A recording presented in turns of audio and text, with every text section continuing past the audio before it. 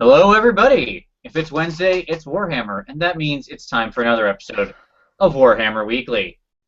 Joining me, my ever-present co-host, Crom the Conqueror himself. It's Tom. How you doing, Tom? Wow.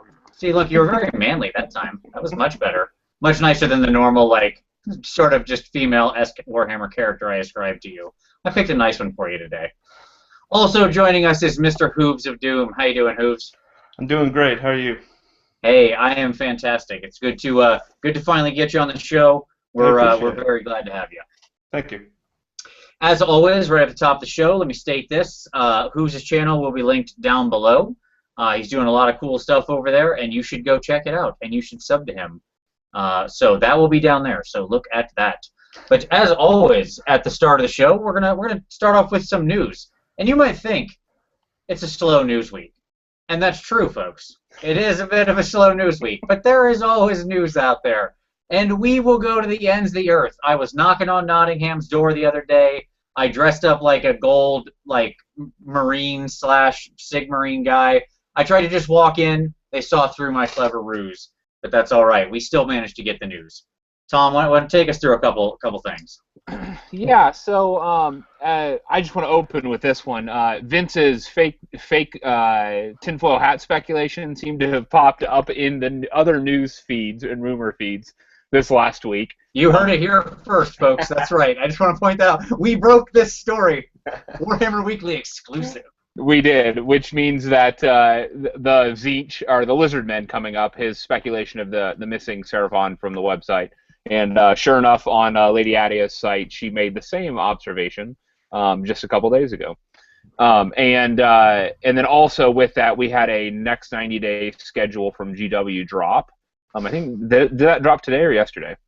Either late yesterday or early today. Depending. Yeah. I guess it depends on where you live in the world. Absolutely. And it's pretty mundane. Obviously, a lot of the stuff is to be expected. The Tau, Horus Heresy.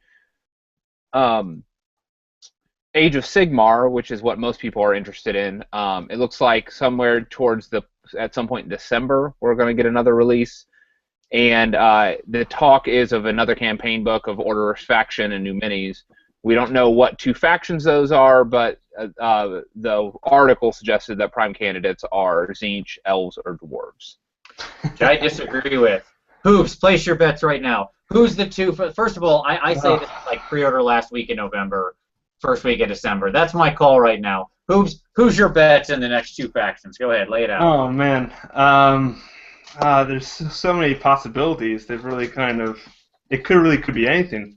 Could be anything. We should gotta pick something. I'll go with the elves. Why not? All right, and are the elves fighting Tzeentch? Sure. Yeah, the Tzeentch thing seems pretty. That's been coming up a lot and for a while. So yeah, I really would believe that we're going to get a Tzeentch release. They've been due for a while. They get mentioned all over in the story. You know, they had Gul Miraz. The other rumor that was related to the 90-day thing was there was a sort of post about the Greater Demons. Yeah. Because obviously we've got this Scarbrand mystery of the Sprue stapled 2013, which seems to say these guys have been floating around for a while. And in that article they mentioned that the new Lord of Change has been done and is just waiting for a release window. Yeah. I don't think they want to sit on that model for a while. No, it's got to come out soon. Yeah, I agree. Now, and plus, obviously, it's 40K, and just like Scarbrand, it's got double appeal, so that's just instant moneymaker for them. Also, that existing Lord of Change is garbage. I mean, let's be honest. Does anybody like that existing Lord of Change? That is the ugliest dumb bird ever. I like it. I like it. Oh, all right. Well, we got one. Put in the comments if you like the Lord. If you like the existing Lord of Change, I want to take some polls. I'm going to set up a who likes the dumb long-necked bird. He looks like the dopey guy from the Looney Tunes cartoons. That's just like no. Just plotting and scheming. You know, that's what I hear when I see him. Doesn't work. Yeah, pretty much. All right. He's also been around just for years and years and years, so those models are old. Yeah, absolutely. I mean, he's basically a slight recast of the old metal one, right? Which was from back in I don't know, he's probably stapled in or stamped in the early 90s. Yeah, absolutely. Early 90s. Yeah. So Hooves, You're going Tzeentch, and you said elves. Was that your guess? It's probably unlikely, but I'm going to put all my money on it.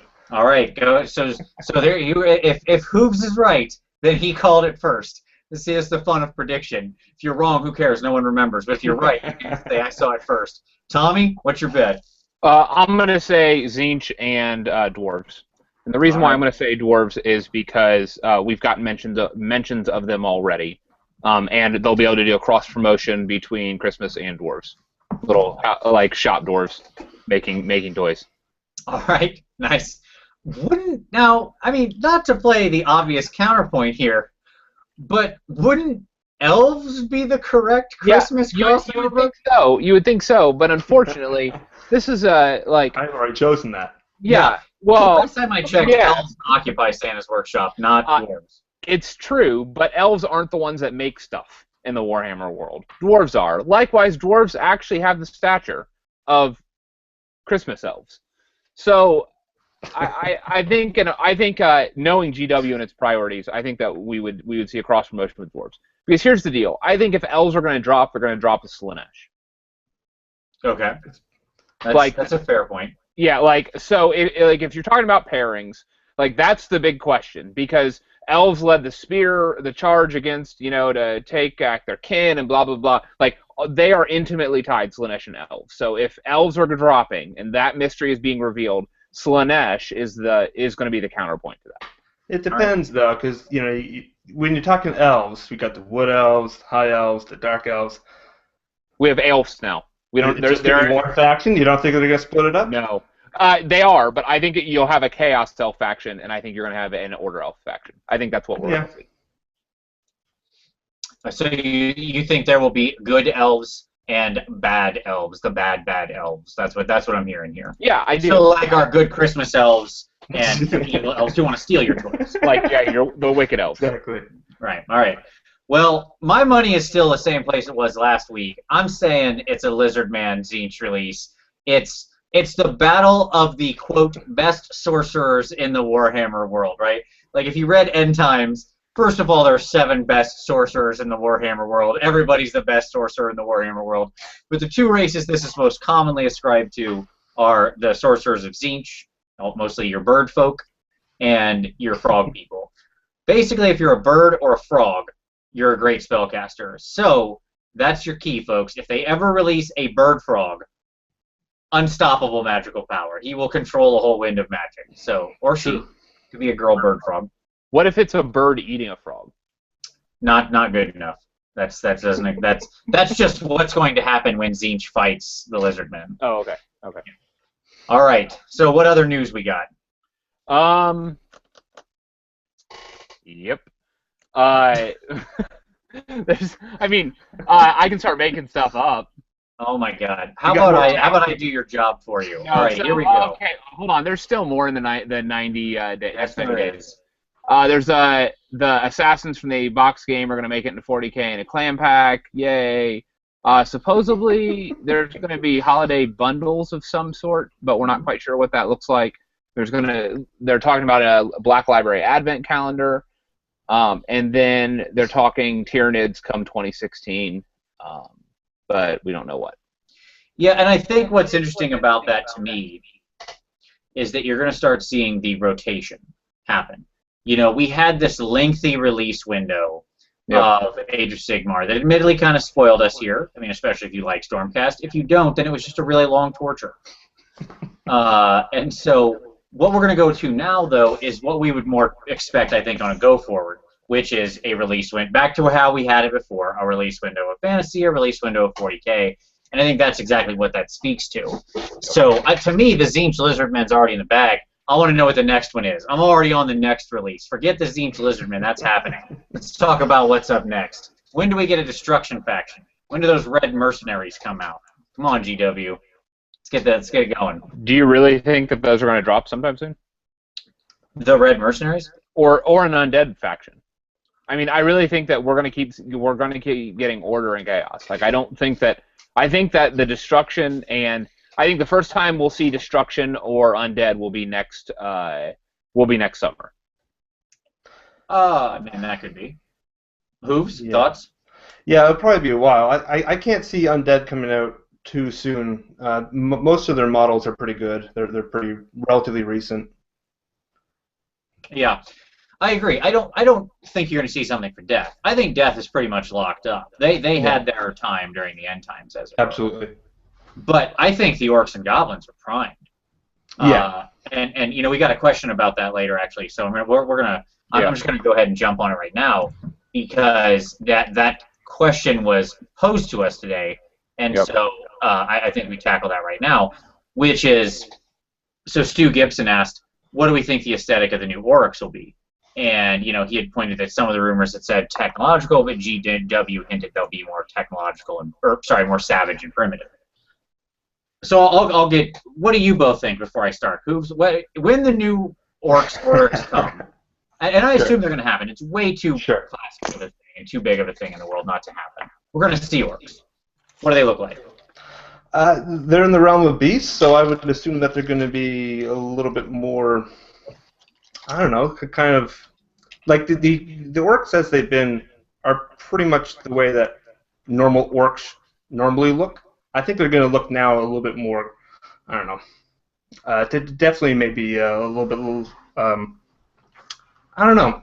I really don't know, but I really think it's going to work with where they are in that particular realm.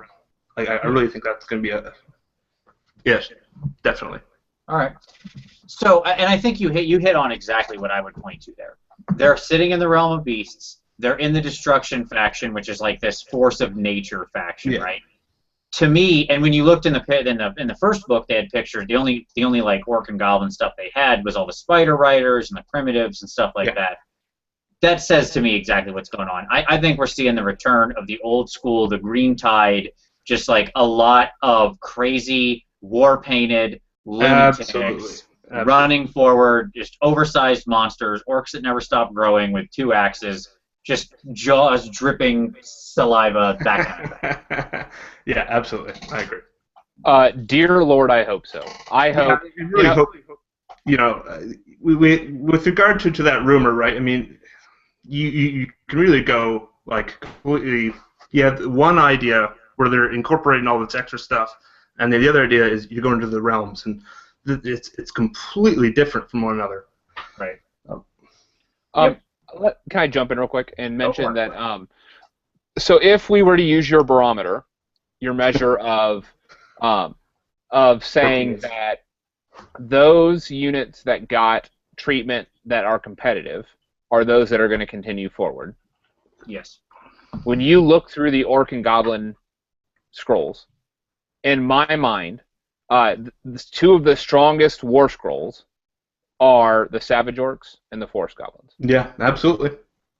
If you look at all of their units, look at the Spider Riders. This is a perfect example. Look at Spider Riders. Spider Riders are head and shoulders better than any of the other mounted models in that army. Arguably, like some could argue that the Wolves will be competitive, more competitive or whatnot. But the reality is that they're getting their just the whole package. They are just head and shoulders above the Squig Hoppers, for example. Yeah. All right. Well, I'm sure we'll have an argument about that later during our feature segment when we do the best of the best from Orcs. All right. But I think that's good. All in all, I think there's definitely.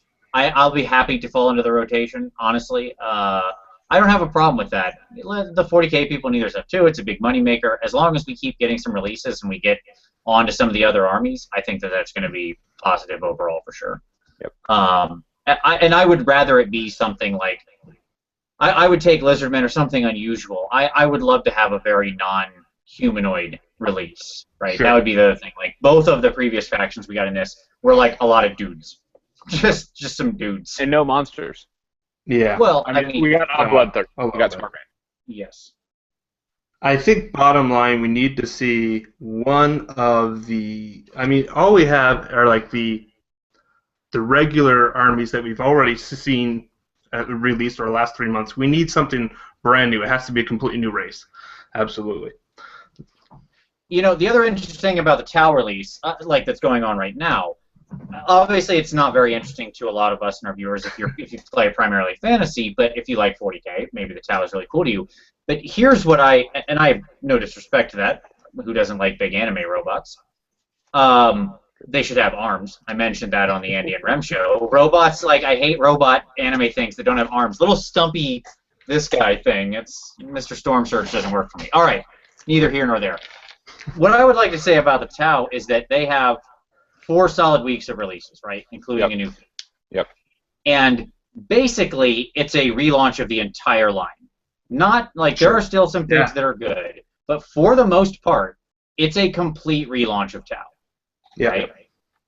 So what that tells me is that's the gauge for re-releasing an entire army. They can do a whole army in 4 weeks. They just did it. Right? Yeah. Yep. So that's the amount of time we need going forward. If they want to re-release, let's say they wanted to do Orcs and they wanted to re-release the whole line. I'm not saying they do, or Lizardmen. 4 weeks and it's 4 weeks to a completely new force. That's what Tau just proved to us. Yep. Yeah, pretty much. So, all right, very good. November is supposed to be all Horus Heresy, right? Yeah, that's the rumor. That's There's weird. a lot of Horus Heresy. It goes on for more than 1 week. I think the pre-order is the 7th, 14th is the release. Okay. And I think they do 2 or 3 weeks at max. I don't know what else you release. I mean, Horus Heresy is huge. I just don't know what the product line is. Right. Absolutely. Yeah. I mean, yeah, it's a good question. Obviously, we got the big box set. I don't know. Maybe they have some clam pack characters or something. But I mean, what else is there? I don't know. I think time will tell. There we go. All right. So let me talk about a couple other small news items. Number 1, the Mortheim update did happen. So that's 0.5.3 because that's fun. Who doesn't like a lot of numbers? So we got some good updates in there. As always, I will have the link down to the Mortheim AOS project down at the bottom. Do please check that out, and we welcome all feedback. I will link both the original video and where the rules are. So that's out there, and we caught some initial issues and cleaned that up, and now Tom and I are turning toward some expansion stuff for that. And if I can sucker Tom into it, we might do a small show this weekend talking about some of the stuff we're working on, so we can kind of talk through that. As well, the budget of Sigmar is progressing strongly here in its first sort of week or 10-day or whatever. Man, some people have been coming out of the gates swinging. So, Hooves, you're participating. Have you decided what army you're going to do for the budget of Sigmar? I am. I'm doing an elf army, and I have dark and high elves, so I'm going to do some wood elves. Wow, all right. Very nice. So is it going to be mainly wood elves, or are there any tree people floating around this match too? I did buy a tree lord, so that at least will be in there. All right, fair enough. I love me a good tree lord. He's a super fun model to put together. Absolutely. So hopefully he doesn't stay gray plastic for too long. Exactly. We may, on the other side of this new project, we may actually get some content on my channel. So because I'm gonna do my budget of Sigmar video, my first one probably this weekend. And I had mentioned potentially doing Forest Goblins last week, or not Forest Goblins, doing Night Goblins last week. But I realized that doing Night Goblins and then on the side doing Forest Goblins didn't really give me any diversity. So I instead I saw a ridiculously awesome deal of Battle Skull Pass dwarves up on eBay, and I like some of the aesthetic of the newer dwarves, and so I said, you know what, I'm going to do dwarves, because I've been wanting just small units of dwarves. I didn't really want anything large. I wanted to basically be able to field all of the Mortheim warbands, all the Dwarven Mortheim warbands. Oh, so cool. This will be the perfect kind of thing to let me buy up what I need to run each of the warbands. Yep, and so I'm literally like, I just got things out of the mail and I'm unboxing right now. Nice. Well, we're not going to do it now. We're not turning this into an unboxing bit, but that's fine. I'm glad to hear you got some stuff. That's very exciting. And of course, I am going to do my Warriors of Chaos, my Tzeentchian Warriors of Chaos. I may not like Tzeentch Demons very much because they're all just kind of blobs of stuff. I don't really know what they are, except for the Screamers, which are cool. Who doesn't like land manta rays? But for Walk, I think that they have a fantastic aesthetic, and I'm very excited about them. My only lament is that I can only work on what I've already done this month. I got to wait till next month to do some more. It's too far away. I don't know if I'm going to be able to make it. But somehow we'll do that. And that actually provides a nice pivot point. Look at that. Into hobby time. Absolutely. See how that's called masterful hosting right there. I just want to point that out. Let me go ahead and pin that. All right, Andy and Ram, you take that. All right, so Hooves, what's on your table? Oh man. Well, apart from the PMP community where I'm trying to do my wood elf, so I got to put together the Tree Lord and paint that up in the next couple weeks. And I'll promise it won't remain unpainted forever. So, which is awesome. I'm gonna hold you to that. Pretty much. Well, exactly. So I should have that done at minimum at least in the next month, right? In Absolutely, order to that's the qualify idea. for next month. So, other than that, my demons I've been working on. Here's my this little thing. It's all finished up. And apart from that, the Slaanesh Demonettes, I did another 20 or so this month. And I had the Keeper to do, the Exalted Chariot, the Demon Prince, the special characters. So a little bit of work to there. Let's see if I can get it all done by the end of October. Or probably not. Well, you gotta technically, for the first month, the deadline would be the end of November. Because the reality is that you just need time to buy November stuff before November runs out. That's true. Yeah, but you don't want to get your boy, Tom, is that the idea to get you behind the 8 ball? Like, I'm just saying, worst case scenario. Sure. I must say, I mean, I've been painting these girls since about July, and they're all white and pink. And at this point, I really want to move on from pink and white. You need to go to like a beast, just paint a Beastman fig or something. Yeah, well, I think I might move on to Beastman. I have like 2 or 3 armies that. See, I have, as you know, Vince, a ton of models unpainted, a ludicrous amount of unpainted models. I keep buying more. Oh. And Tom is in the same boat with you, believe me. Yeah, I just made a very bad decision this morning. Yeah, he can't stop himself. But continue. He's in your boat with you. Turn around in the boat. He's right behind you rowing. Harder! Harder! Yeah, it's ridiculous. Because, I mean, I didn't really paint for, like, 8 or 9 years, so I have, like, years of models stacked up. But I'm torn between like going back to like an army I painted years ago that's not that good or like partially finished and going back to that and maybe redoing some of it, or just going on to like one of the armies that is completely unpainted and get some work done. So I don't know. I figure like if I went back to like my Beastmen, I could probably like redo the entire army in like 1 month. So maybe that's what I might do. Yeah, it's funny. I always find it tougher to go back. With anything, I really do. Like, that is to say, especially old things, because I have some older armies that are just like, I had started years and years ago, and I wasn't there. They're just crappily painted, and I find myself completely unmotivated. Like, I could literally buy that army new, and be more interested in doing it, even though theoretically I have less done, right? Because there's just something. I don't know. There's a weird psychological hurdle to it. So I get that. Tom, what's on your table?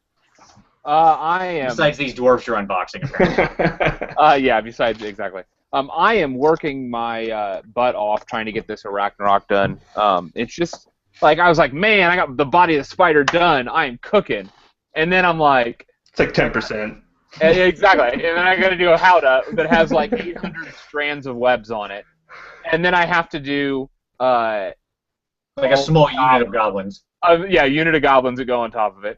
And then on top of that, I'm actually doing a special customization of it. And so I'm doing a pretty neat little kit bash thing that is its own project that I'm having to do. And so it's going to be, it's ending up being a much larger project than I thought. I got so excited when I got the body of the spider done. And now I'm like, I think you should use Skullbane Manor as its base. and just have it on the side of the building and like move the whole building around. I'm not going to do it for this one. Of course, you would do that because I that's would. how you make managers. Oh. That said, I have 2 other Ragnarok sitting on the shelf, and one of those could be crawling over the Skullbane. Sure, absolutely. Actually, what I would probably do if I did anything was I would magnetize it to it. Because Sure. That's why fair. not? Why not? For me, I said finishing up the Tzeentch limit for the month. I've turned back to my first and truest love, and that is the Dark Princess. That is Slaanesh. So I'm just working on some more Seekers here. Here's their little poison ponies, and I had finished up the mask, excluding her base. So she's over here, ready to go. I had a mask, but she was painted like garbage from years ago, and so I got a new one now. And hopefully she won't be painted like garbage. That's the idea of the thing. Hopefully that'll work out. Yeah. And then after that, who knows? Sky's the limit. All right. So very good. We're pretty much right on time, and that's going to lead us into our feature segment of the week. So this week we're going to do some best of the best. We're going to turn to the Orcs and the Goblins, the Wa, Green Tide, right? The Force of Destruction, the Boyz. So, Orcs and Goblins. What we're going to do is we're going to kind of go through, and we're going to do some best of the best by category. And I threw out 4 categories to you gentlemen, but I think that we're going to do some honorable mention probably as well, okay? But what we're going to do here is we're going to pick the category. We're each going to give our best of the best within the army, and we're going to talk about why that is. And then it's up to you, the viewer, to sort of decide if you agree with who of us you agree with, or if no one, and we're all idiots. Which is everything has to be entirely competition with you, doesn't it, Vince? I like competition. What can I say? You don't not just say Brings out the best. You can say it's perfectly fine for them to pick. I liked everybody's point. You're right. Those are all good, Tom. We can all get trophies. Does that make you feel better, Tom? No, actually, I like to compete. Well, there you go. So Well, not me. It's okay. I understand. all right. But war games. Yeah, Exactly. listen to me once. I understand. My arguments are horrible. All right. So let us begin with, I think, a place where the Orcs and Goblins, at least in the fluff, excel, which is special characters. I think Orcs and Goblins have classically, within the world of Warhammer, had some very colorful and characterful special characters, right? These aren't just like weird names on a page that don't mean anything. Like, these guys have got some personality. And so, Hooves, as our special guest, as usual, you will get the blessing and the curse. Oh, man. Going first. So, your best of the best for special characters. Special characters. Well, these special characters are interesting. Choose one of the 4. Yeah, well, exactly. There's not a whole lot of choice. They're interesting because they all exist at completely, like, when you're dealing with the warlords, they're all completely in weird kind of, like a Grimgor is like the war boss currently, and the others are kind of back in time. I'm going to choose Grimgor. He's probably not as good as like the guy in the Werven, but what I like about him is that he really works well with the entire army. So if you want to use him, you're going to use like the other orcs that are really going to work well with him, and he really adds on to like their rolls to hit and everything else. And I just think he's a really cool, awesome model. All right. Absolutely. No, that's solid pick. All right, Tommy. You know, it's I think, funny. the other one you're referencing is Azag the Slaughterer, right? Yes. Yeah. So no matter who you choose, basically, you're choosing in your character. You're choosing your war scroll army. Okay? Yeah, exactly. Because this is the thing with all of Orcs and Goblins. If you watch, I did the Orcs and Goblins thing on Mitch's channel. I did the talking through the army, and this army is ghettoized. And that what I mean by that is like by choosing one thing, you exclude everything else. Other people might call that thematic, but sure. Yeah, I love it though. Well, no, but like you no longer have an orc and a goblin wog anymore. You have either a goblin wog or an orc wog because we're not going to have this argument again. Okay, but here's the deal. The reason why so you said that Grimgor benefits everybody, and he doesn't. Well, he only you're right. Orcs. He only benefits orcs, and that's generally true across the board. Yeah. He has a broader distribution because Grimgor can pull in savage orcs and normal orcs and black orcs and stuff like that. Okay, so I just want to clear that up. Yes, exactly. And the reason why I want to clear that up is because it frustrates me and it angers me, and so I want to point that out at every opportunity, and also because you're choosing your war scroll based on that, like your battalion war scroll based on whoever your character is, and so. Yeah. For that reason, I like Grimgor. Like, as an individual model, he's fantastic. I like his leadership ability. He's solid. But he'd be my number 2 pick. And my number 1 pick is the one, the only, Skarsnik. Ah, you're a bastard. All right, go ahead. Because here's the deal. Skarsnik is clocking in at one less wound than Grimgor. Okay? And his attacks, like, he's not throwing around the neg-2 rend, so he's not hitting as hard, but he's throwing out like an ass ton of attacks, 4 melee from him, 4 melee from his pet, and then he's doing a d6 range attacks. Okay, but more importantly than that are his abilities.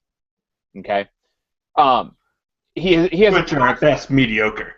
That's just not true. That's a passive ability. That's not a command ability. That him or any Moon Clan model within 10 inches of him, if they retreat, they roll a D6 on a 4 up. They immediately do a D3 mortal wounds to an enemy unit within 3 inches. Okay, and so he turns so now he introduces an entirely different style of play because if your goblins or any other these other units get on like a big heavy armored hero, they can all just drop, have a chance to drop a handful of mortal wounds and run away. And so if you're outclassed, you have that opportunity to do that. And if you have a number of different war scroll units in the area, all of them could do that and hopefully get a handful of mortal wounds on somebody that it's a tool in your toolbox that you don't get with the other models. Sure. That said, his command ability is bonkers. Because most people attacking twice, what's the big deal? It's really good. It's really good, and it works on fanatics. Yeah. That's what matters. Oh, that's true, yeah. It works on fanatics, and we'll get to that in infantry. Sure. And their war scroll, their special ability for the Moon Clan war scroll is on an attack roll of a 6, you get a free attack. So, they are, attack-generating machines, because he's going to double the attacks of a fanatic that's running in with, a D6 attacks, their entire unit, D6 attacks, and then what's going to end up happening is in that any 6s that get rolled on that are additional bonus attacks, all doing D3 wounds and -2 rend, and blah, blah, blah, blah, blah, it just keeps going until, just things implode. And so, I think for all of those reasons, Skarsnik is my pick. Yeah, he's a solid choice. He was my first pick as well. I'll go to my second instead. But Skarsnik, you're absolutely right. It's to me, that other ability he has is cool, the retreat thing. But to me, that command ability, honestly, if they deleted that retreat ability, but he still had the command, I would still say he's really. Let me mention also that unit also is immune to battle shock. Right. Yes. Yeah. Also, it gives him the basic. Exactly. That's what's so bonkers about it. It does the normal general ability basically. Yep. And awesome. Lets them do, and the Keeper of Secrets command ability, right? Yeah. That's how it's both in one, which is redonk how good Skarsnik is. Yes, and you're right. You put that on a unit of fanatics and watch the unit that they're hitting, I don't care what it is, just cease to exist, basically, because, whatever. Well, as you said, we'll cover fanatics later, but yeah, that's going to turn a unit into a squishy pile of red paste pretty fast. Yep. All right, so I'll fall back to my other choice, which is I will go for Azag, and I'll go for Azag for the following reason: the Slaughterer. He's on his Wyvern, obviously. I like Azag because he's a big guy, good number of wounds. He's got 12 wounds, big dude on a monster, solid. He can fly, always good, and he's a wizard, so he can cast spells. That's pretty cool. You don't get many wizard orc warrior guy because he's got his little crown of sorcery. And his command ability, although not near in the ballpark of Skarsnik's, is still decent enough that he gets to take a unit and add 1 to their hit, run, and charge rolls. And getting orcs across the board faster is generally pretty good. So, you know, that's not too bad. And he's got everything he does has rend. He's got 2 and 3 damage attacks. I think he's good all over the place. Like, I would call him, he's got a high average. Yep. You know, probably the only thing he's lacking is, like, I do wish he had, like, some kind of ranged attack. Like, I wish that wyvern could spit poison or something. If he had that, I would say, you know, then he would have moved up to my number 1. But he's solid. Also a very cool looking model. Yeah, if you saw Remington Steele's, he did a great job with it. And I don't think that's to be underestimated.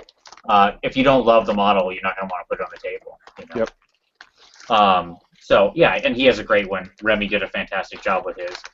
Still nice, even though it's a slightly older model, but it still looks beautiful. So. Yep. All right. Very good. So there you go, folks. What do you think? Did we get them right? Did we get them wrong? Have we got any, like, you know, Gorbad fans out there, something like that? Some old school Grom the Paunch fighters? Okay, you know, like, come on. Hey, man, like, Grom, I was looking at him and I was like, man, I really like Grom. Like, he's not awesome, but man, I really like him. Like, He's just kind of cool. on a table. Yeah, I would put him on a table. Yeah, why not? He's got that little, Niblet or whatever, his little dude who rides around with his banner. He's an orc with a ward save. Show me somebody else. Or he's a goblin with a ward save. Show me another model in the army that does that. Yeah, totally. All right, so special characters. We have the leader for our army, but now we gotta fill out the tide. One orc is not frightening. I don't care how good that orc is. Orcs are scary because they are a horde. They're the mass. So let us move to troops, some infantry, some cavalry, something like that. The troops that fill out this army. All right, so what's your pick? Hooves, we go back to you. Well, going with the theme, I've got to go with Black Orcs. They're pretty hard hitting. If they're around Grimgore, they're going to get even better. They're going to hit better. They have good armor save. They have a couple wounds apiece, which is really key. And they just look amazing. So I definitely have a huge unit. Yeah, no, those are all really solid. Yes, Black Orcs are like Chaos Warriors really effectively, right? I mean, they're pretty scary guys, like, no doubt. As they should be. Absolutely, absolutely. Black Orcs are, as they tell you on their war scroll, they the best, and they are indeed. They're a pretty solid unit, and they're one of those sort of core-ish units that has rend built into them, which I just think is so essential. Yes, absolutely. All right, Tom. I suspect I already know what you're going to go with. I take your Black Orcs and raise you maniacal mushroom hopped up fanatics. Now, the only model in the army, Bravery 10,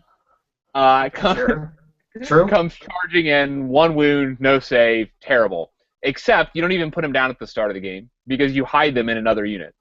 And so you can set down your block of 10 Night Goblins, move it across the table, and when they get low, launch out your 60 fanatics out of those 10 Night Goblins, because who have been in hiding, the fanatics under the robes of the 10. So the 60 can come rolling out and just decimate anything that they touch.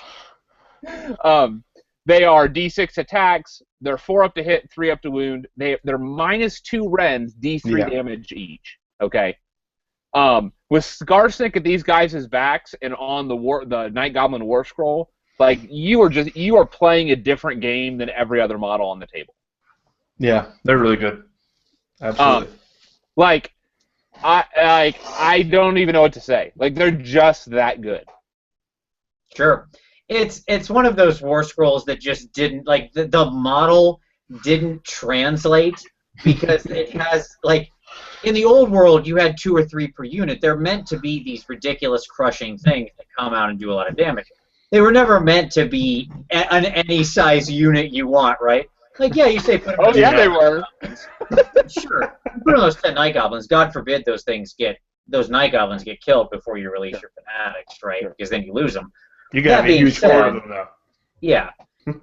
Right. That being said, you could just put 30 fanatics on the table, right? I don't know who has that kind of money for those models. They're actually kind of expensive. Like, given that you're paying for a goblin, they're more expensive than your average goblin. actually you get 5 heads per box, or 6, I think 6 heads per box, even though you only get 3 models. Mm-hmm. And so if you can go to the sites, you can go like buy the bodies for like a couple bucks. Yeah. And so like you can actually make a box of those night goblins go very far, and they come with a little mini squig, so you can start cave squig. Really? Yeah, they come with it's a smaller squig, but it like if you mix it in with a big like squig, cave squig pack, like it just looks like a small baby squig. Yeah, he's the runty one. Oh, yeah, cute. he's the runty one. Yeah, so you get a squig out of the deal. You get 2 snotlings, and you get 3 fanatics in a box. So that's not bad at all. And 3 of those fanatics have 5 heads. So yeah, or 5 or 6 heads. So it's like I picked up my first box the other day, and I was like, man, this is not that bad. Like I always looked at it, I was like, man, this is a terrible deal. But once I got into it, I was like, you can like for the budget of Sigmar, because I was thinking about new night goblins, like you can really do a lot with that small box because of everything that comes with it. Yep. Right. I have about like 8 or 9 of these little guys. They're amazing. Yep. Yeah. Absolutely. You're ready to go. Yeah, You're finally ready for the Age of Sigmar. No, Vince. I've got to have like 3 or 4 more. Right. 3 You're or 4 not times rolling more. 20 deep on fanatics. Why are you showing up? Not only do I have those, I also have my converted forest goblin. I don't know if you can see the web ball on the end of my fanatics. Yeah. So I have both forest goblin fanatics, and I have and normal night goblin ones as well. Nice. It doesn't feel like that would hurt as much, but sure, why not? Hey, I don't know. Do you want to get hit with a ball of webs and get covered with a horde of spiders? No, I mean, admittedly, no, but more than I want to get hit with a wrecking ball. Like, I mean, if I had to choose, Maybe if it's there's like maybe there's wrecking a ball, rock. ball of spiders, ball of Maybe- spiders every time. Maybe there's inside the ball is a wrecking ball. Sure, you just coated it with webs. That wouldn't work, though. You wouldn't be able to combine them both. Hey, So he put Nerf around his wrecking ball because he didn't want to totally kill him. Exactly. Be a little No, I nicer. wanted to You die get hit and all the spiders get squished. Mhm. All right. So my pick. Yep. I am actually staying in the Squiggish family as well, Oh, man. because I am going to choose the Squig Hoppers, and I will tell you why you I can love get them. the hell out of here. Hey, I've ran those before. They are terrible. I like the Squig Terrible. Hoppers. In quantity, everything's good. I will tell you why I like the they're Squig not. Hoppers. No, they're not. You shut your face. I'll tell you why I love the Squig Hoppers. Okay. Okay. Because as Cav, like honestly, when you could like, and when I was thinking of them, I was honestly placing them in sort of the context of a lot of different cavalry. Okay. And as Cav, they have some things that I don't like, but some things that I really do like. Okay. And the first thing that I like is their mount is obviously a thing really doing the attacking. The guy on top you can just forget about. His little the Night Goblin hanging on with his little dagger is irrelevant. He's just an extra attack. But the big gob of teeth, has is a pretty nice little profile of 2 attacks at 4 up, 3 up with a -1 rend. And what I like about it is when you roll doubles on that charge, it goes up to 4 attacks. I like how explosive that is. I think that's pretty cool. And I also, their random move, they're 2d6. That doesn't give you a super far movement on average. Gives you about a 7-inch move with them. But the reason I like them is because, and why I'm picking them, is because I've always been partial to them. And the reality is in the last game, or in 8th edition, they were just literally completely unusable.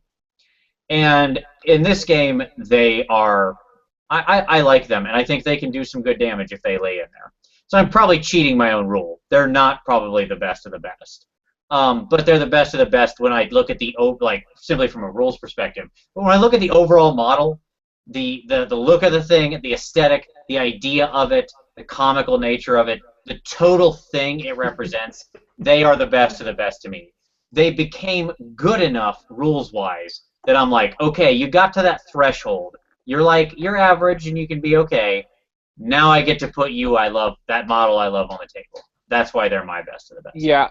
Again, I'm gonna push back because, like I said, I'm running a Night Goblin Mortheim Warband, and I went for these guys. I was like, dude, I got the models. I'm totally in. Let's do this. And they can't bring it. I'm in my recruiting. I'm like, I don't know. Should I get Spider Riders? Like, if I want Cav, like, because the attacks, the mobility, they can have commanders, they can have musicians, like in normal Age of Sigmar, like they can have all of the other things, and they have good supporting abilities. And so it just makes me sad that honestly that the Squig Hoppers aren't better, because I wish they were. I want them to be good. Well, they're good enough for me. That's what I'll say. There you go. I think they win in when the total is counted, in the sum counting. They get like a 4 or 5 in mechanics, but the rest of it's all 10s. Can I point out that nobody actually picked trolls? Who are also really good, but no. Trolls are amazing in this. That's crazy to me. Like, I expected one of you guys to pick trolls, because that's they monsters basically... infantry. Yes. They are really good. They're really good in this game. Definitely. Amazing, really. They are just absolutely bonkers. That vomit is ridiculous. The regeneration, ridiculous. The too dumb to die, absolutely. ridiculous. Yeah, I would definitely take them as my backup backup unit. I mean, pretty much, if you have a unit that's pretty good at range and good in combat, you really can't go wrong with that. Right. Yeah, there's not a lot of those guys out there, but they are one of them. Yeah, so I think what we've learned is that we all have our own particular favorites, but we all agree trolls are number 2. Like, for all of us. It's just like, okay, that's fine. And they look fun, too. Like, as a model, they're fun, goofy, cool-looking models, too. So, it's not like you have to put something god-awful on the table. Some of those older trolls especially have some real character to them. Yep. Yeah, absolutely. All right, so now it's time to move into the dark times. And this is going to be the death knell conversation. A shadow falls over Warhammer Weekly as we prepare to discuss the best of the best war machines. So, Hooves, start us out. I wonder if we're all going to pick the same one, but go ahead. Hooves, start us out. Because there's only one good one? We'll see. Go ahead. We'll see. I usually pick the wrong choice, so. That's pretty much the story of my life. Go with the old Rock Lobber. Or Rock Lobber now, I guess. Of course you are, because that's the right choice. Yeah, there you go. It's a little bit more, you're right. I mean, all of the war machines now aren't that great. The Rock Lobber is probably the best. It hits pretty consistently. It does pretty good damage. It has some decent rules. It will hit really well, especially if you go to a large unit. But let me point out, all these are really useful only if you have this guy with the whip. He's got to really make it work, right? So pretty much all of them have a rule where if you have that guy, it really makes him a much better. Yeah, like you're not like we can agree, right, that nobody's going to run war machines without a bully. Yeah, yes, absolutely. Yes. Like, if you're putting war machines down, you're putting a bully on the table. Yes, absolutely. If you have like one down, maybe it's not essential. But if you're really going all out with the war machines, you've got to have some bullies. Yep. And probably more than one, I would say. Yeah. You don't want him to get sniped. So you're probably going to run 3 bullies, and you'll. It's kind of ironic because definitely he would get killed off range. Yes. He's like the priority. Yes. You're probably going to like probably 3 or 4 and just space them so that at least 2 bullies are touching every war machine at every point in time. Yes. And then at that point they're all half decent, but I would say the Rock Lava is one of the best. So Tom, am I to assume the Rock Lava is also your pick? Yeah. I did it. I finally picked the right one. Yeah, like there's not even a competition here. I mean, you're not playing in the same ball game. The fact that not only is it like a solid 3 damage on a hit, on a 3 up -2 rend, which is just bonkers good. 40-inch range. There's just very little else out of everything else that can touch that. But it also has great abilities. The reality is you can shoot without being visible, so you can put yourself in a corner, not anywhere near anything else, to make things come to you. You can you're gaining bonuses to hit, so you're hitting on a 2-up if you're targeting a unit that has 10 or more models, and if you have the bully, you can like on a 6 you roll twice, you on a 6 you make a second attack. Like There's not even a competition here. It doesn't seem like to me. I will offer a slight competition because I'm actually going to pick the Spear Chucker, but that's because I see Spear Chucker is for great different purpose. To me, the war machines in general now are pretty terrible. Yeah. And the purpose of this thing to me, the Chukka is the one that actually has a purpose. Yeah. Hero assassination. Correct. Exactly. And so that thing's hitting on a 3-up, 3-up. It gets 2 shots, right? With a neg-2 rend. It's still got a 36-inch range, which is perfectly decent, right? It's not short range. It has no mins. And it's got the neg-2 rend D3 damage. So, and if you've got the bully around, you get to actually re-roll your failed hit rolls. So you're 3-up with a re-roll on 2 different attacks. Yep. You know, getting down those enemy at a time. Yeah. Yeah. Really is so vital.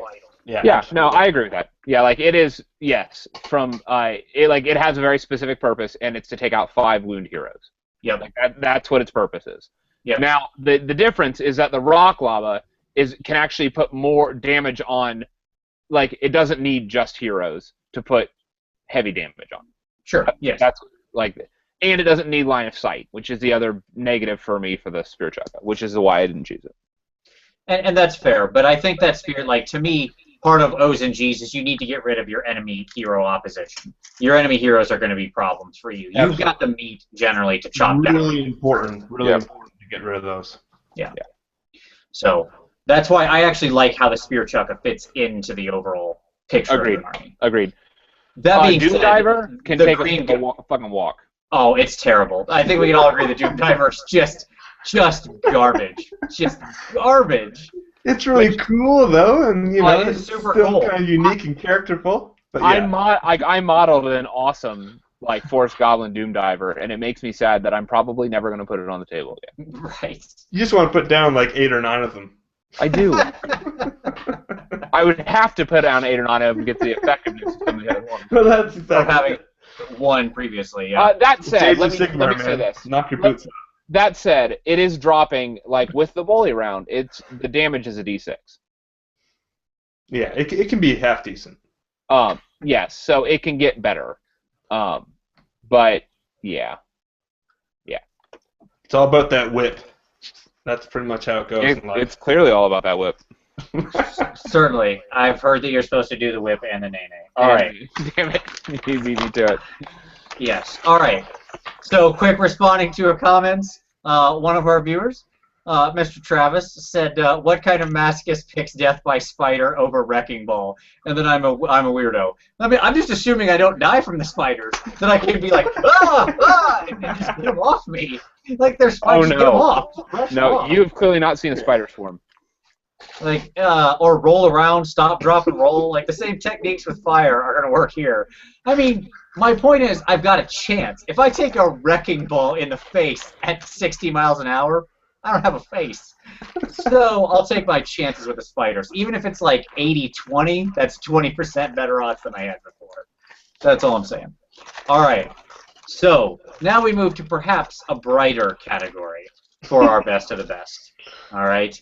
And that is in the monsters. The green gun line is dead. Long live the tide rolling forward. So if we've got a tide, we got our leader, we got a bunch of troops rolling out there, but we gotta get something with muscle to back them up, right? That's the true essence of destruction. So that means we turn to monsters. So Hooves, what's your pick? Well, you know, I did Grim Gorg, the Black Orc, and I chose the Black Orcs. So I'm gonna go with the old classic giant because that completes my army. The way that it works in the rules now.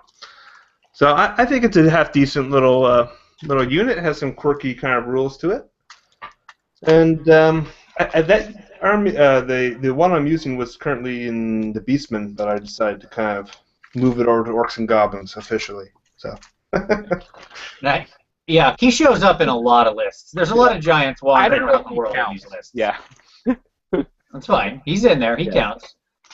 Yeah, he's funny because he's very explosive, right? Yeah. Like some rounds he can kind of do nothing, and then some rounds he can just destroy something. Yep. Because his attacks are so, everything is like D6s, everything. His number of attacks, every damage he has. So there's going to be those turns where he just whiffs and does a bunch of garbage. There's going to be those turns where he does like 16 or 18 wounds. Yeah, absolutely. Yep. And then stuffs another guy in his pants just for fun. No, he's doing that every round of stuffing guy in his pants. Sure. Well, sometimes he'll fail to stuff, but yes. Okay. Tom, what's your pick? Giant would be my number one, I think, just because he is bonkers good. Like, I would put him on a table almost in every opportunity. But since he's already been chosen, I'm going to go with Old Faithful. The thing that I was putting on the table, even when he was terrible, I'm going to go with the Ragnarok. Because, man, I just love him. Like, yes, they streamlined him, and now, like, I don't get 8 bow attacks and 8 spear attacks. Like, I get 4 of each. Oh, boo-hoo. Which is disappointing. But the, just, like, man, that guy is banging on all cylinders. He, from the War Scroll, so his bite is doing, like, it's like 4 attacks at a 3-up, -1, D3 damage. And on the 6 to hit, he automatically does a D3 mortal wounds. He doesn't even make a wound roll. And like that stacks with his like the Goblin Shaman spell that you can have him cast. If you do that, it doubles the number of mortal wounds. It's a D3 times 2 on those 6 rolls. And if you're running the Spider Fang mob, that is actually basically that'll crit on a like you'll do that extra damage on a 5 or 6 of the bite. Yeah. So like that suddenly like the stock in that ability just went way up on that Ragnarok. He's also carrying around a shaman on his back that can't get sniped off. And the shaman can dispel spells, so he provides some amount of defense to enemy spellcasters in the area. And he ignores one of the big hindrances of large monsters, and that's the fact that he can climb over scenery. Yep. Walk right over terrain. Yeah. Sure, I think he's a great choice. I really do. Honestly, this was the hardest one to choose for me. Yep. Because not because there's a lot of bad, but because they're all pretty good. There's a lot of different competitive things going on here. And I'll actually go with a third one. I'm going to pick the Mangler Squig. Those were the 3 I kind of chose initially. And let me tell you why I love the Mangler, okay? He's got the lowest wounds of anything we've talked about because he's only got 10 wounds. Yep. He's got a not great save. He's 5 up. It's fine. But there's one line on him that makes him the right choice for me. And that is his balls and chains or whatever. That middle line attack. He's got balls. Balls of steel. So that attack is his 3 damage -2 rend attack. Yep. Right? And at base, whether he's from unwounded down 2 levels of wounding, which I think takes him to like 4 wounds or something. Yep. So between 0 and 4 wounds.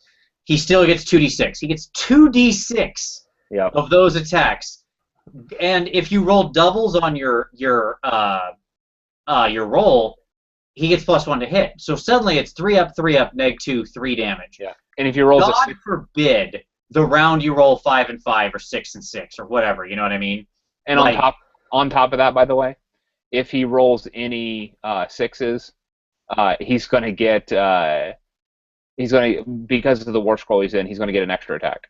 Right, because he's in Moon Clan. He's in Moon Clan. Yeah. Exactly. So and he's a squig, so you can't go wrong. And you can choose him with Skarsnik to activate twice and be immune to Battle Shock. Yeah, sure. Not that he needs to be immune to Battle Shock, but I'll take the activate twice. If I'm rocking those balls and chains way up at 2d6, I mean, this guy could just end a unit immediately upon impacting it, right? Yep. A couple decent rolls. I'm not talking about, out of the box. I'm talking like you 4 and 4. Yeah. 5 and 5. These are not. This isn't really pushing odds or statistics. Yep. And suddenly the unit this guy's fighting they're gone. A hard unit that's like 4 up armor drops to 6 up and people just start dropping. Yep. No, he's a solid choice, and he does a lot of damage. He really does. He's kind of glass cannon-y, so you got to kind of be careful with him. Like the Fanatics. I mean, it's no different. Sure. But here's the reality. He's going to draw the fire, and then your big block of Fanatics are going to hop out of... exactly. He's Fanatic cover. Yeah, he is. He is. Hey, look at the big bouncing ball. Get exactly. in. And from a model perspective, he's cool. You can also probably just take a tennis ball from your garage and like kind of rub the fuzz off maybe, and then dip it in red paint and cut a mouth in it and call it a day. Stick it to a big base. You classically got the they already came with round bases in the previous edition because like they couldn't actually be engaged. Yep. So he was Age of Sigmar before it was cool. Hipster Mangler Squig was on round bases before it was cool. I didn't know that. Yeah. Yeah. Yep. And if you buy the box, too. I would say if you buy the box, you can cut them and make those the fanatics are, yeah. Exactly. So there you go. For all of those reasons, I'll go with the Mangler. Yeah, those are good. Those are solid choices. All right. I'm glad my fourth choice met with your tacit approval. I let you down on the second one, I'm sure. All right. So that brings us to the end of the categories I wanted to go through. By the way, it's funny, we don't talk about comp much, but in looking over this, there were some like I thought in my head occasionally about these things as they would play in comp. Like Azag, if you have extended comp, like holy crap, that guy's a nightmare. He's like wizard, hero, monster, wizard. They're just like he has them all. But are there any other honorable mentions or things you particularly like from the army that you wanted to touch on that you think is the best of the best? Anything else, Hooves, that you particularly love in this new incarnation? Not off the top of my head. All right. That's fair. Night Goblin Shamans are awesome. Because for their mushrooms, how it works is that you roll a d6. Like I said, I've been running a Night Goblin Warband in Mortheim, so I've been very inundated in Night Goblins. If you throw a d6 when they go to cast on a 2-up, you get +2 to your cast value. On a 6, they stand there like drunk on mushroom. They don't take any wounds. They don't do anything. They just stand there and don't cast. You gotta love those mushrooms. Yeah. So on a 2-up, they are rocking a +2 on their cast value, which is not bad. And a majority of the times you're just going to choose that so that your spell more likely goes off. Yeah. So what I would say is this. My other thing I would say is that one thing that is sorely lacking, and Kieran mentioned this on the thread kind of coming into the show tonight, is that one of the things that is just missing is like any call out to like animosity. Yep. Or any call out to like calling the WOG. You get a little bit of that in one of the War Scrolls, where you can do it. I think it's the Great Git Mob? No, the Orc War Boss has. Yeah, just the generic Orc War Boss has wah. Yeah, but it's only like maybe 18-inch range at maximum. It might be 12. Yeah, like the Greenskin Big Mob is what I was thinking. In the Greenskin Big Mob, the Big Mob's Orc War Boss can declare a big WOG. Yeah. Everybody within 9 inches becomes frenzied. But it's like, oh, awesome. So that means that goblins can never get that WOG bonus. There was something in the rules before, though, about them not being like the regular orcs were always good to go, but the goblins were a little bit weaker with the WOG. Yeah, but what I'm saying now is because of the way the wording on these works, they only ever work on greenskins. Yeah. Which again, goblins aren't. Goblins aren't greenskins in this new system. Sure. They're keyworded with grots. Yeah, definitely the way the army is designed, you're almost supposed to have like the regular orcs, supposed to have the black orcs, supposed to have the regular goblins, supposed to have the all the different types of goblins, almost as kind of their own armies. Yeah, they are, and that's and again that goes back to my critique of the ghettoization. Like you get forced down a line, and you end up having to stay that way, and it's disappointing. But again, that said, I love the Force Goblin army. Sure. Yeah, I think for me what's missing, and I think maybe this is what Kieran's speaking to, maybe, I don't know, I don't want to put words in Kieran's mouth, but, I don't know, but here's what I think is missing from my perspective, and maybe this is what he means. There's no, like, risk-reward stuff in Goblins, really. I mean, you mentioned the mushroom thing. Even that's weak. That's weak sauce. Yeah, he doesn't blow his own head off. You're right. Right? Like, some part of orcs, like Skaven, is like, we were willing to do crazy stuff that could hurt us, but it could have big payoff. Animosity, obviously, we can debate about, animosity was too punishing for what it was getting at. I agree in the previous edition, but That doesn't mean that animosity as itself was a bad idea. It was a very good idea that pointed to something very orky. The idea of mushrooms giving you, like, I mean, it was, what mushrooms gave you in the previous edition was no small bonus. Yeah. So when your wizard blew his own head off, it was like, well, it's probably worth it. You know, like, because I was getting all this free power to just cast right up and over the top of my opponent so often. And I feel like with Skaven, they did that. There's, you know, you look at Skaven, that stuff is everywhere. If you decide to overcharge or overshoot or you know, whatever, roll a die. On a 2-up, good thing. On a 1, your head explodes, basically, right? And it's the mortal wound-a-thon on yourself in Skaven. Yep. And I'm not saying they needed to be a knockoff of Skaven, but I would have loved to see some kind of that actual punishing risk-reward mechanic in there. Yeah, absolutely. I mean, the army as it was always a little bit random, and that's definitely gone now. Yeah, exactly. Other than, like, hey, you got a lot of guys who are random movement or random attacks, like, okay, but that doesn't make it a random army.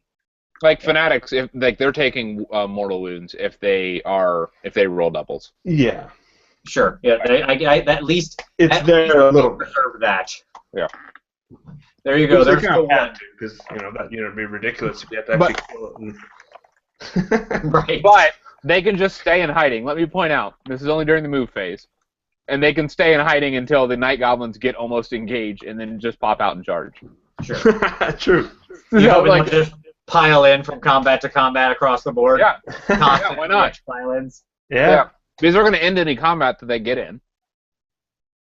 Sure. I mean, if you don't, just the strategy should be immediately retreat from them or whatever, right? Or something like that. 3 mortal wounds. Yeah. Yeah. All right. Well, very good. What do you think out there about the Orcs and Goblins? Are you happy with them? Did we get our bests right? You tell me. We would love to see your feedback. Any final thoughts on the O's and G's before we leave them behind?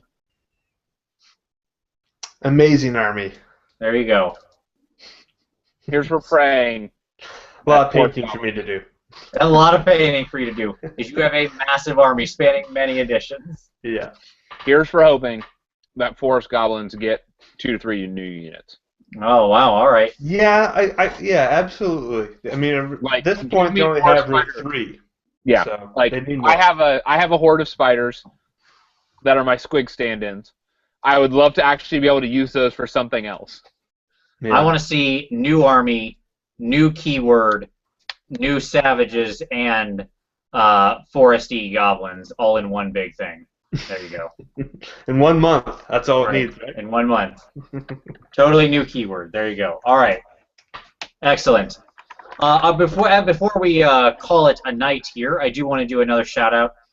So Tyler Emerson, who had sent in that incredible Tyrion from last week, if everybody remembers that, had sent me a note. He's actually written up an article for Mangle Miniatures and for Bowls about the process and the story of creating that model and working with his painter and such. Awesome, Tyler. Yeah, absolutely. And he, let's see. Yeah, it's a Rises Studio or whatever. I always get the name wrong, and I'm sorry. I don't mean to get the name wrong. I went to look it up and then forgot it.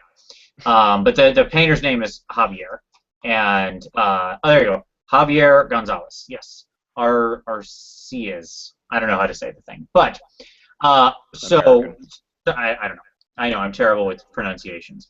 But if people remember that Tyrion, that was absolutely one of the best conversions, most beautiful paint jobs I've ever seen. So look for Tyler's article on Mangle Miniatures and on Bowls.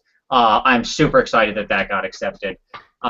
He sent it to me because I had gave him some advice on, because he also has a War Scroll if you want to use it, and so he had kind of talked to me about the War Scroll, and I gave him some advice. But I'm not telling you this to take any credit.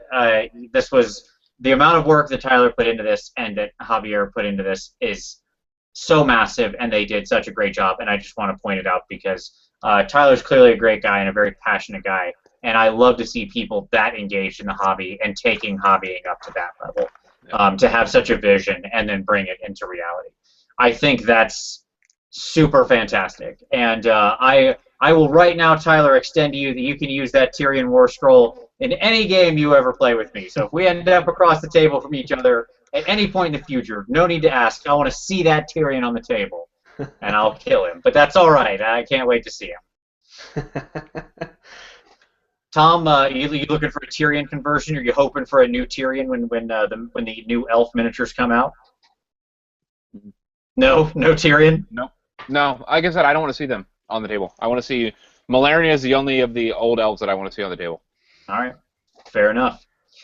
I am hoping myself for some new and interesting special characters, but as somebody pointed out, I don't know that we're going to have many at all. We could be in the land of generic, in perma generic character going forward. So I guess we'll see. We haven't really had much in the way of anything so far, other than the unique guy of the Celestin Prime, who is somewhat flavorless. And Scarbrand. Well, Scarbrand was. I think Scarbrand got released because he already existed, and he's more 40K as much as he is. He's really been around for years. Yeah. So time will tell on that, but I would be sad if we did not still have special characters. Think what you will about the power of them at the table, and certainly they have a, shall we say, storied history in the game. If like, I remember. Indeed. I remember putting like Sigmar on the table as my Empire special character back in 4th edition, as I've said many times. He almost died, really. He was not very dumb. Not anymore, though, Vince. He's a god now. Exactly. He stepped up his game. Yeah, he used to be able to tree whack, like do a single strength 10 attack, like hit like a cannonball. That was a special thing. But I think that those special characters are important because they kind of give you a vision and they actually give a true character to the army. So I'd be sad to see them go. But time will tell on that. All right, gentlemen, any final thoughts before we close out for the evening? Good to go. All right. Play some Mortheim, people. We need feedback. That's right. More Mortheim. More Mortheim. Links below. Budget of Sigmar.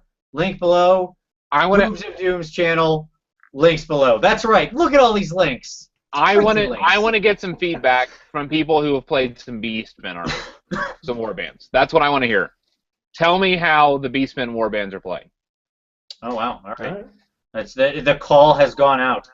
The Bray call. Exactly, the Bray herd call. Yeah. Yes. All right.